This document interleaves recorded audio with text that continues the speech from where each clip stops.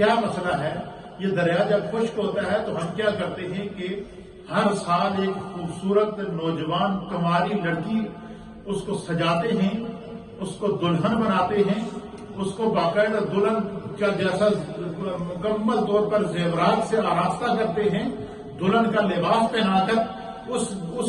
نوجوان بچی کو ہم دریا کے بیچ میں جا کر چھوڑتے ہیں تو دریا کا ریلا آتا ہے اور اس کو بہا کر لے جاتا ہے، اور پھر ہر ایک سال کے لیے ایک بچی کی قربانی یہ دریا دیتا ہے تو پھر چلتا ہے۔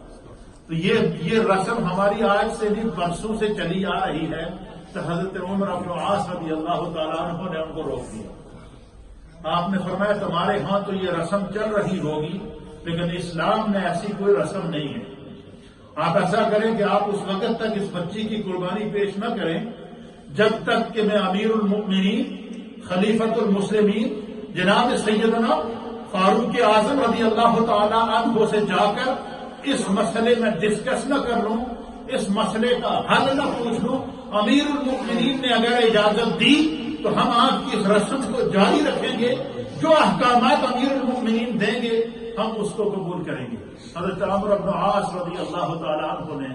آپ نے قاصد بھیجا اور اس کو ساری صورتحال سے آگاہ کیا اور کہا کہ ریاست مدینہ میں چلے جاؤ اور امیر المؤمنین جناب سیدنا فاروق اعظم کے سامنے مسئلہ پیش کرو کہ یہ مسئلہ اہل مصر کو پیش آیا ہوا ہے، ہم اس مصیبت میں گرفتار ہیں، ہم اس آزمائش میں گرفتار ہیں، وہ سب لوگ وہاں پر موجود ہیں، تو اس کا کیا حل ہے؟ جو حکم آپ فرمائیں گے ہم اس پر عمل کریں گے۔ امیر المؤمنین نے جب وہ رکوع پڑھا گورنر مصر کا، رکوع پڑھنے کے بعد آپ نے ایک خط لکھا اور اس خط کے اوپر لکھا بسم اللہ الرحمن الرحیم من امیر المؤمنین عمر بن الخطاب الی النیل۔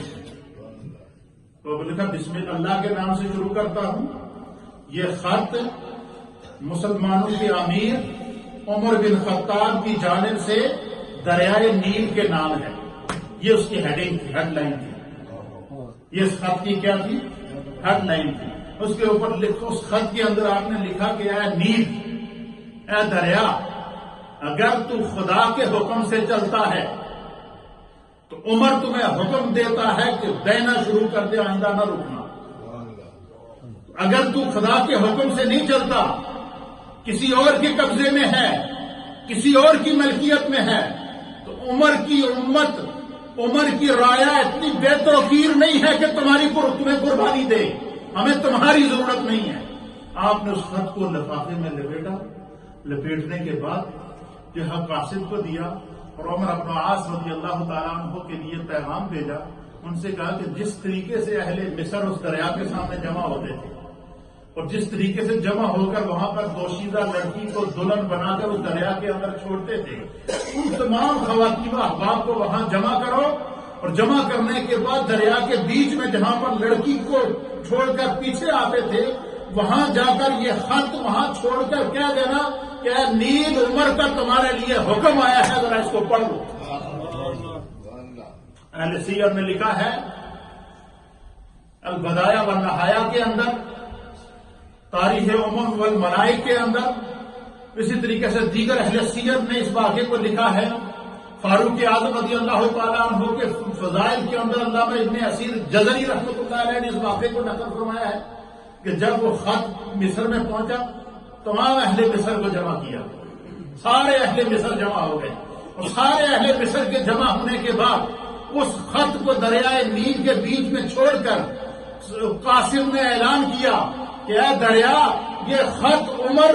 امیر المؤمنین کی طرف سے ہے، اور امیر المؤمنین کا تمہیں پیغام ہے کہ اگر تو خدا کے حکم سے چلتا ہے تو بہنا شروع کر دے، اور اگر تو اپنی مرضی سے چلتا ہے تو اب ہمیں تمہاری کوئی ضرورت نہیں ہے۔ خط بیچ میں رکھا، قاصد باہر آیا، دریا نے بہنا شروع کر دیا۔ اہل سیر نے لکھا ہے آج بھی دریائے نیل وہاں موجود ہے، آج بھی وہ دریا وہاں موجود ہے۔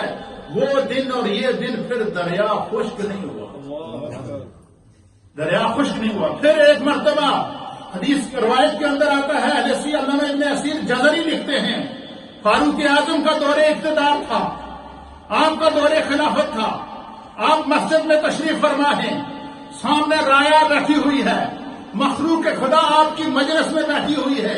دربار فاروق اعظم لگا ہے، فاروق اعظم کا ایوان سجا ہے، فاروق اعظم کی اسمبلی ہو رہی ہے، صحابہ اکرام موجود ہیں، تابعین موجود ہیں، مسجد نبوی کا اسٹیج موجود ہے، امیر المومنین فاروق اعظم بیٹھے ہیں۔ اس دوران زلزلہ ہوا۔ کیا ہوا؟